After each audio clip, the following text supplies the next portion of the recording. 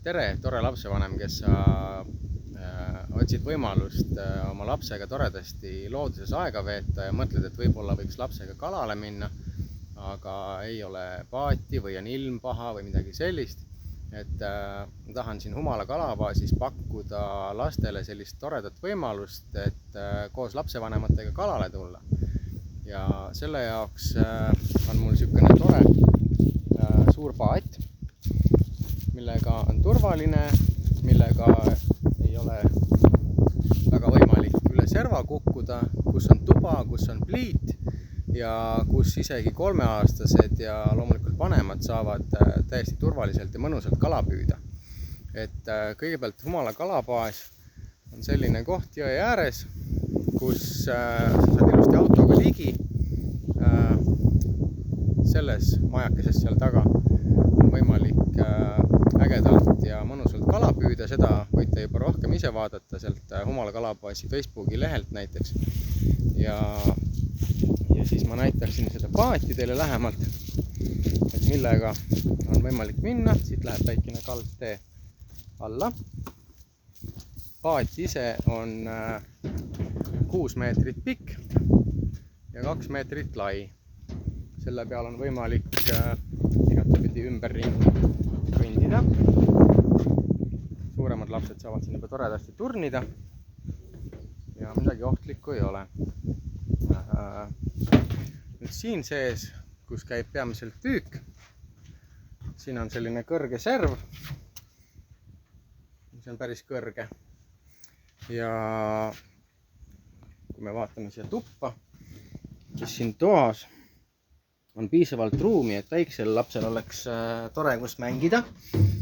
Ja mul on siia sisse jäetud ka rool, mis ei rooli mitte midagi, aga kus lastele väga meeldib mängida, sest laste tähtis tegevus on ju mäng. Ja siit läheb isegi erinevad nupud, mida saab kasutada. Isegi kojamees töötab, et need on sellised ja pasun loomulikult. Siis siin sees, kui näiteks laps peaks uniseks jääma, saab lapse ilusti tuttu panna lõunaunele. Siin sees on olemas pliit, kus saab vett keeta.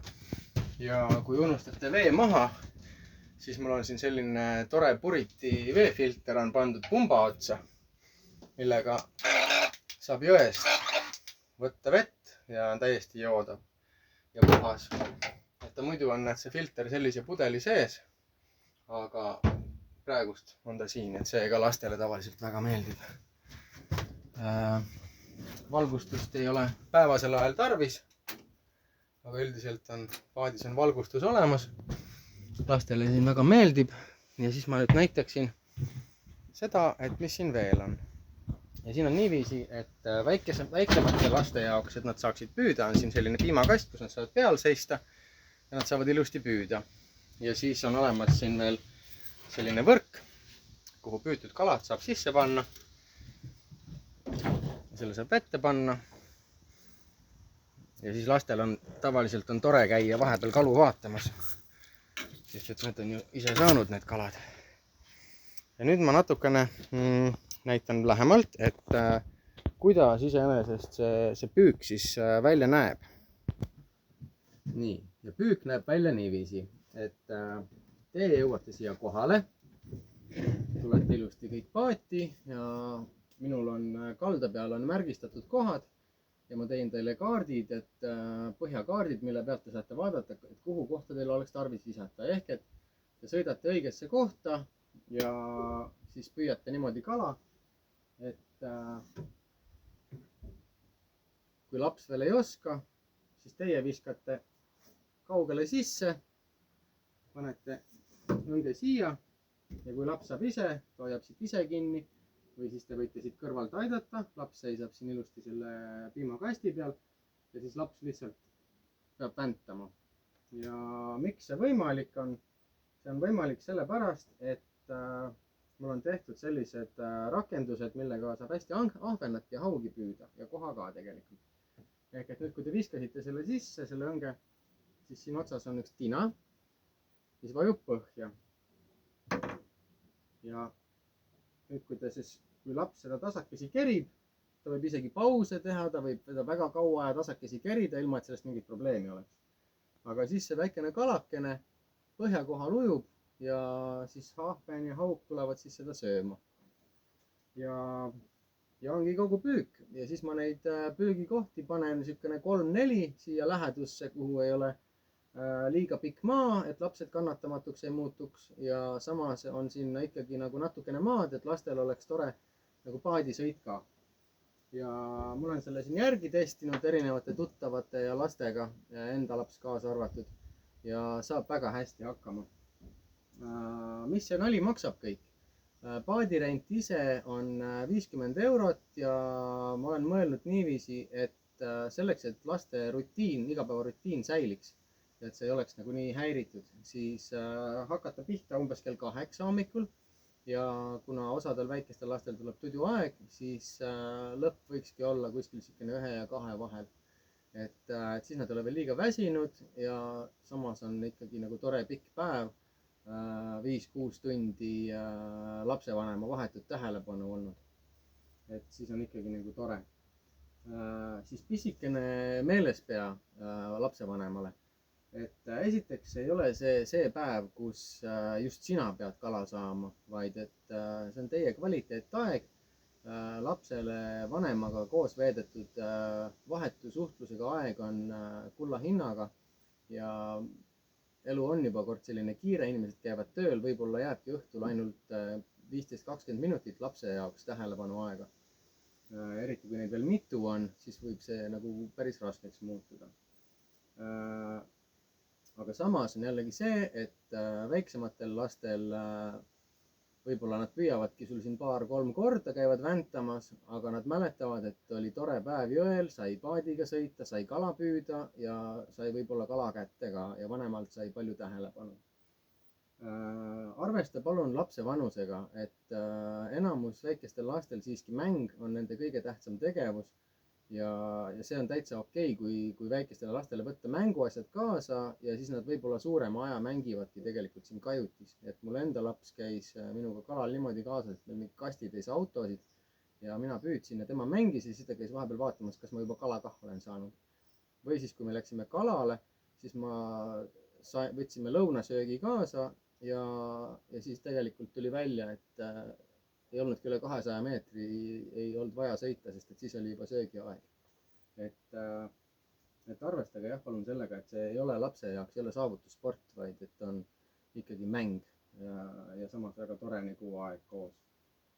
siis väikene selline mõte, et mõnikord, kui võetakse nagu sellisesse kohta sööki kaasa, siis kiputakse võtma väga selliseid suhkrurikkaid toite.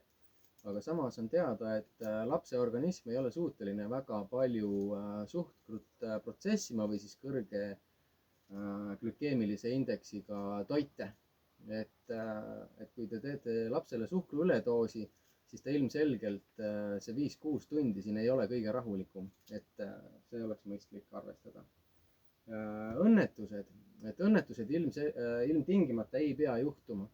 et ma ei taha öelda, et kuidas nüüd teha või kuidas mitte teha, aga mina enda lapsele olen seletanud, et õnnetused ei pea ilmtingimata juhtuma ja kui olla ettevaatlik, siis neid pigem ei juhtu.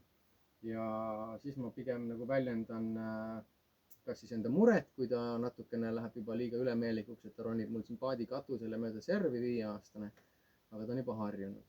et samas ongi see, et kui ma ütlen talle, et ma juba tõesti väga muretsen, et palun ole ettevaatlik või siis, et palun püsi paadis, et siis ta saab aru. ja lantide osas, kus on konksud, minu laps mängib juba 2-aastasest saadik erinevate konksude ja lantidega ja piisas lihtsalt sellest, et ma ütlesin talle, et näe, vaata poja, et see konks on tegelikult terav ja et kui sa liiga kõvasti seda katsud, et siis sa võid haiget saada. ja siis ma lasin tal seda katsuda, et vaata, kui terav see on. ja siis ta sai sellest aru ja ta on, varsti saab 6-seks, aga ta ei ole veel elu sees ennast kalakonksuga vigastanud. et sellised võimalused ja siis lisaks siis paadirendile, mis on 50 eurot, on võimalik siis kas lastespinna endale rentida niimoodi, et ta on juba valmis rakendatud, 5 eurot püügikord. või siis ja siis kui näiteks midagi ära hävitad, siis lihtsalt ostad selle, mis ära hävis, ostad ära. Või siis kui sa soovid, need lastespinna komplektid on mul juba peaaegu et saadaval ja lastespinna komplekti hinnaks tuli 32 eurot. Siin on rull, nöör on peale keritud, ritt, millega saab pisikesi asju ka visata ehk et väikseid lante, mis ei ole liiga kallid osta lastele ja mis püüavad ka väikest kala, mitte ainult suurt. Ehk et kuna väikest kala on rohkem, siis see võtutõenäosus on ka suurem, mistõttu laps siis saab rohkem kala ja siis tal on nagu seda toredam.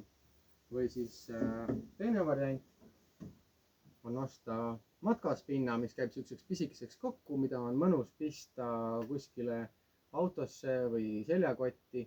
Ta on siuke käepärane lapsele, ta käib täpselt sama pikaks nagu see teine on, lihtsalt ta on siukene kokkupandav. Ja selle hind on 30 eurot. Et kes soovib, see rendib lihtsalt paadi, kellel oma lõnged olemas on, kes soovib, saab koos õngega siis ja varustusega ja kes soovib, siis näiteks kui lapsele meeldis, siis ta saab tegelikult siit väga mõistliku hinnaga saab endale õnge kaasa osta, te saate koos edaspidigi kvaliteetaega veeta. Ja ega siis muud. Lapsed kalale. Oli meeldiv, näeme kalabaasis.